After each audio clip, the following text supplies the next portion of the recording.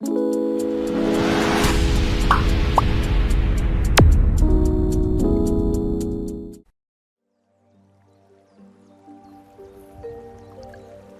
में गधा। गांव में रहने वाले एक धोबी के पास उद्दत नामक एक गधा था। धोबी गधे से काम तो दिन भर लेता, किंतु खाने को कुछ नहीं देता था।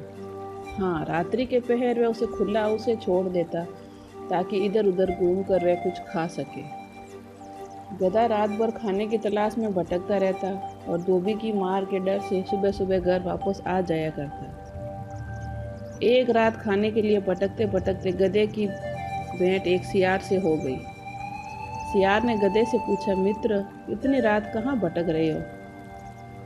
सियार ने इस प्रश्न पर गधा उदास हो गया। उसने सियार को अपने व्यथा सुनाई। मित्र, मैं दिन भर अपनी पीठ पर कपड़े लाद कर घूमता हूँ। दिन भर की मेहनत के बाद भी धोबी कुछ खाने को नहीं देता, इसलिए मैं रात को खाने की तलाश में निकलता हूँ। आज मेरी किस्मत खराब है, मुझे कुछ खाने को नसीब में नहीं हुआ।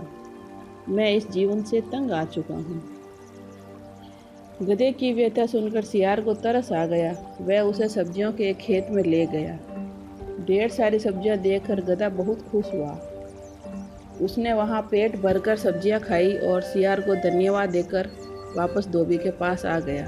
उस दिन के बाद से गधा और सियार रात में सब्जियों के उस खेत में मिलने लगे। गधा छककर ककड़ी, गोभी, मूली, शलजम जैसी कई सब्जियों का स्वाद लेता।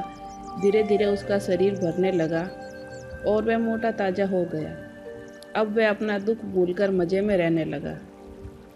एक रात पेट भर सब्जियां खाने के बाद गधे मस्त हो गया। वह स्वयं को संगीत का इतना बड़ा ज्ञाता समझता। उसका मन गाना गाने मचल उठा। उसने सियार से कहा, मित्र, आज मैं बहुत खुश हूँ। इस खुशी को मैं गाना गाकर व्यक्त करना चाहता हूँ। तुम बताओ कि मैं कौन सा आलाप लूँ?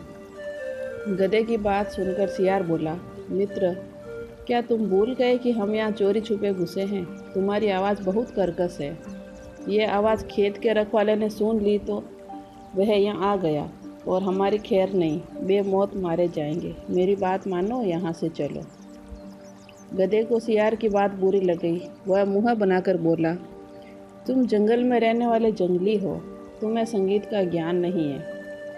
मैं संगीत के सातों सुरों का ज्ञाता हूँ। तुम अज्ञानी मेरी आवाज़ को कर्कश कैसे कर सकते हो? मैं अभी सिद्ध करता हूँ मेरी आवाज़ कितनी मधुर है। सियार समझ गया कि गधे को समझाना असंभव है। वह बोला, मुझे क्षमा करो मित्र, मैं तुम्हारे संगीत के ज्ञान को समझ नहीं पाया। तुम यहाँ गाना गाओ, मैं बाहर खड़ा होकर रखवाली करता हूँ।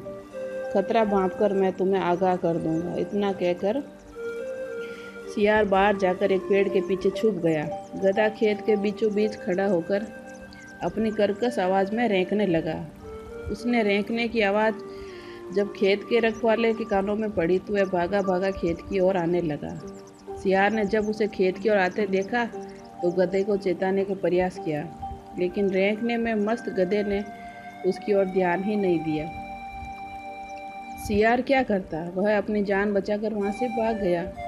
इधर खेत के रखवाले ने जब गधे को अपने खेत में रेंकते हुए देखा तो उसे दबोचकर उसकी जमकर धुनाई की। गधे के संगीत का भूत उतर गया और वह पछताने लगा। उसने अपने मित्र सियार की बात क्यों नहीं मानी। कहानी से शिक्षा, अपने अभिमान में मित्र और उचित परामर्श को न मानना संकट को बुलावा देना है।